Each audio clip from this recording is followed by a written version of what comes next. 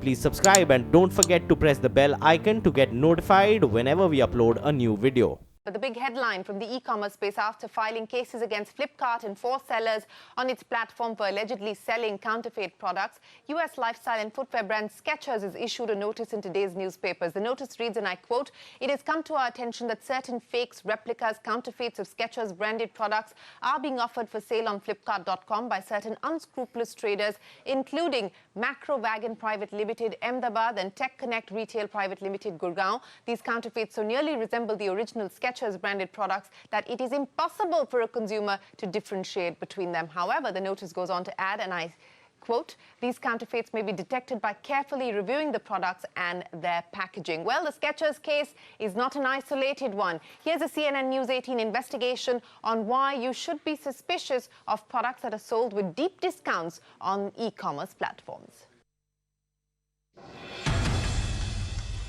The holiday season is here, and with that, the great online discount bazaar.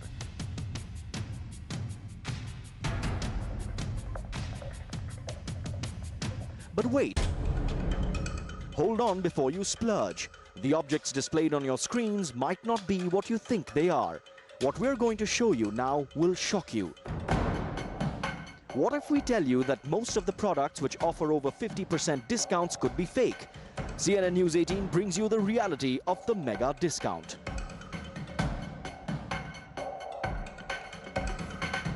E-commerce portals like Snapdeal, ShopClues, Flipkart and Amazon. And on all what we have discovered is a horror story wherein almost 60% sports goods which are being sold are fakes. Dhirendra is a brand intelligence entrepreneur who works with the cops to detect and seize fake goods. CNN News 18 teamed up with him to expose how fake products have crowded the online market.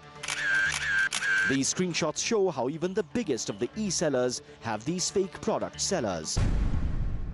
Flipkart, Amazon, ShopClues, etc. According to the brand intelligence sleuths, almost 60% sports goods being sold are duplicate. Most of these products offer a discount to the extent of 60 to 70%.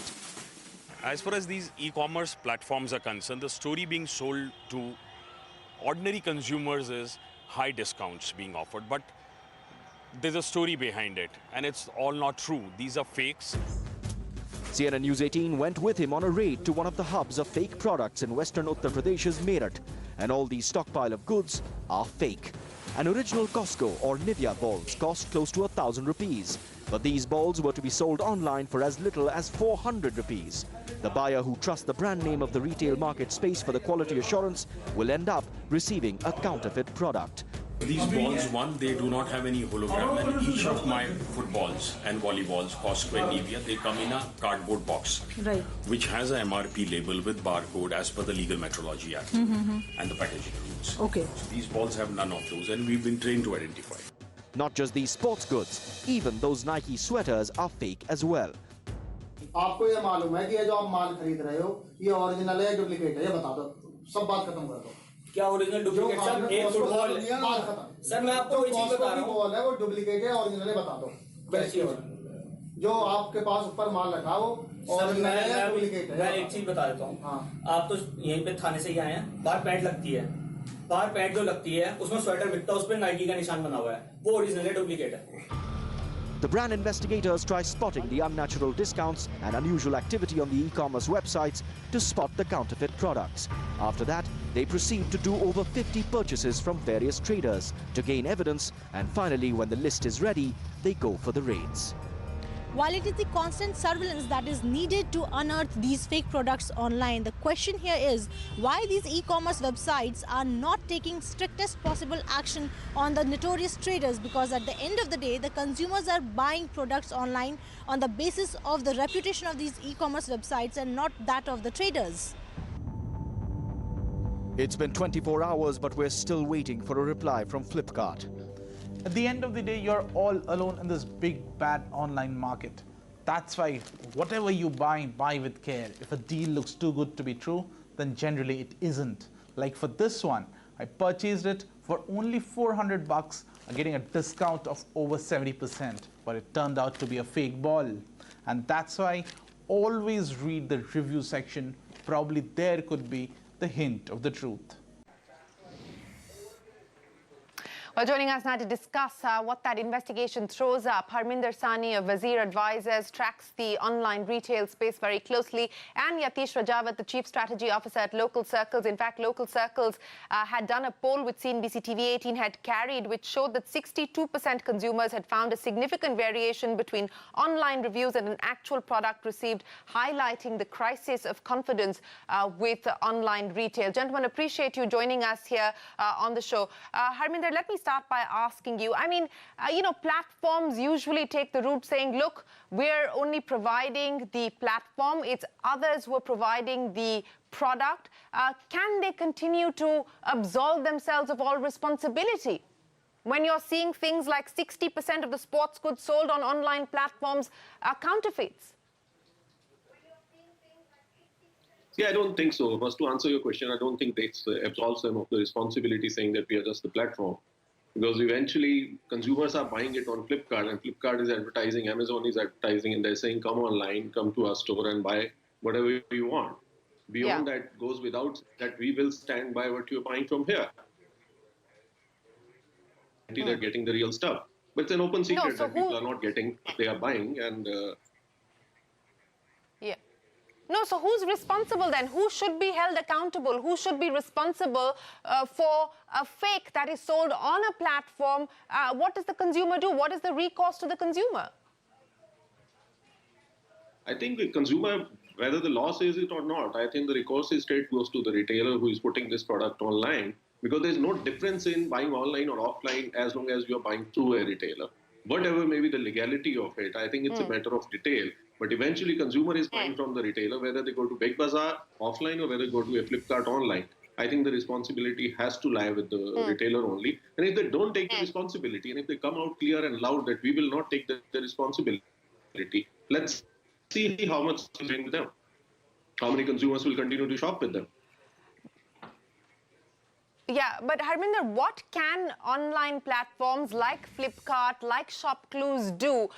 We've got statements from at least companies like ShopClues saying that there's a zero tolerance policy, etc. But clearly that doesn't seem to be working if this investigation shows that, in just one category, the counterfeits are 60% in the sports goods category.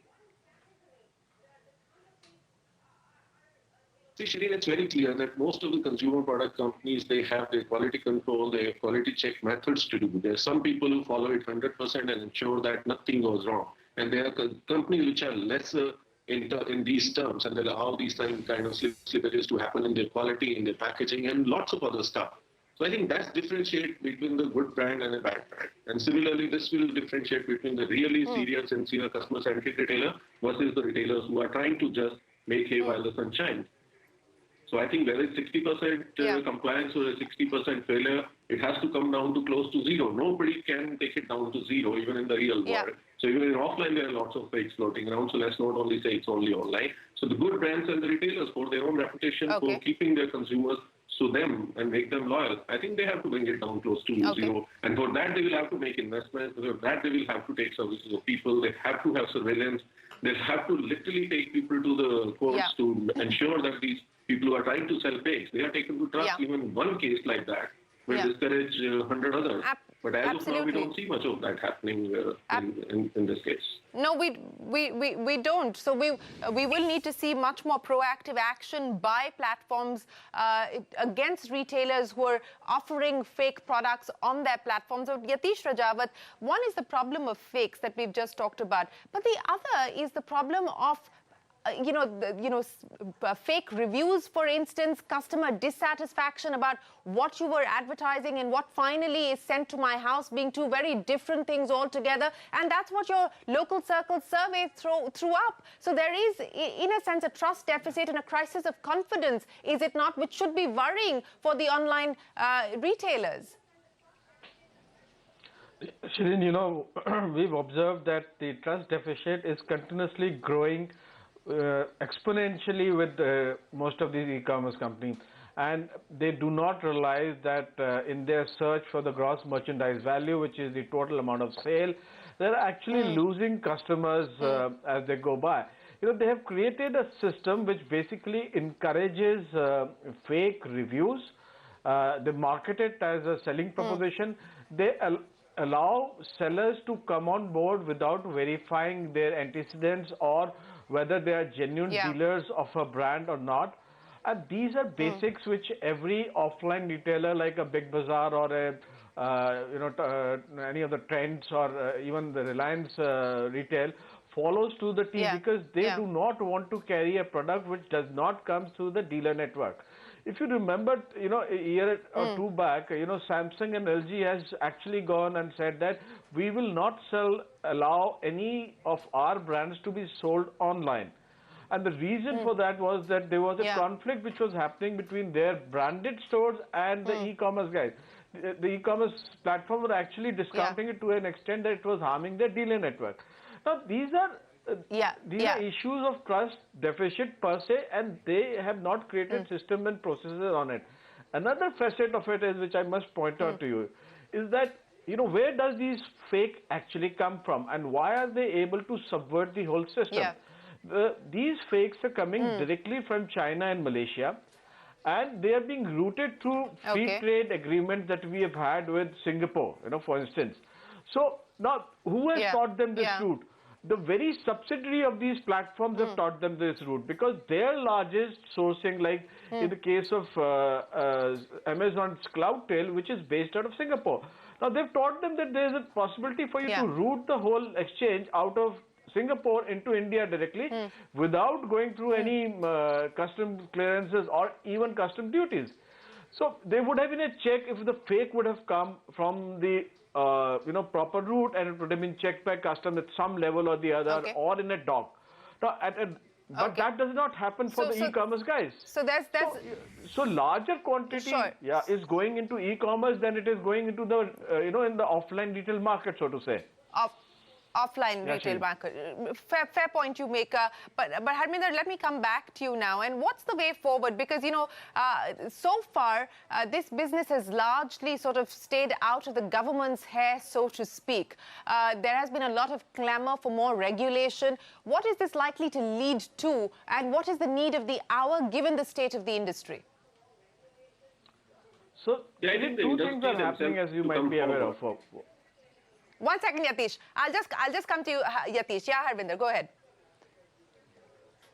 Yeah, I was saying industry players themselves will have to realize that the potential which they are going after is enormous. And these are early days. Whether you are 100 million down here or 200 million up there, it's not going to matter when the e-commerce industry is going to become 100, 200 billion in this country in the coming times, in our own lifetimes. That will be the real time when you will be seriously large players. Right now, whatever is happening, I think it's too small to even bother. Look at the numbers in China, look at the numbers in US, and making these kind of concessions to your merchants to allow them to sell fake products. Personally, I would not like to believe that they are encouraging it and showing people these kind of paths to do it. But even if they are turning a blind eye to something which is happening on their platforms, I think they are hurting themselves more than anybody else. Because as a consumer, I may buy something fake today, tomorrow I'll stop buying from them. But what is going to happen to their own businesses?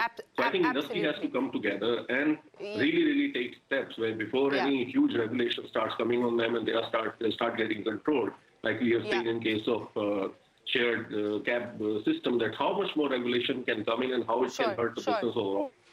I think the responsibility lies clearly with the industry players themselves. And like I said, it's very the much responsibility does lie with the industry. So they should take with some preemptive action. Yatish, very quickly, we're running out of time. Yatish, a final comment from you. So, Shireen, there are two things which are happening. As you know, that the Department of Consumer Affairs and the Legal Metrology Act has basically said from January 1 onwards, the e-commerce company have to make the complete disclosure of the MRP and best before product. You were talking about sports goods, but these kind of fake and counterfeit products also exist for branded food products. Okay, so what is going to happen from January 1 is that they will have to show you the price detail as it is existing on the product, which they never used to do earlier. So therefore, they could discount it to an X level, without you knowing the actual price of the product. When they show you their pricing itself, you know that is this a fake or not. by seeing the picture itself. So that's a very crucial change that's going to come to them. Sure. And they're all struggling to meet that from January 1. Jan 1. Shirin.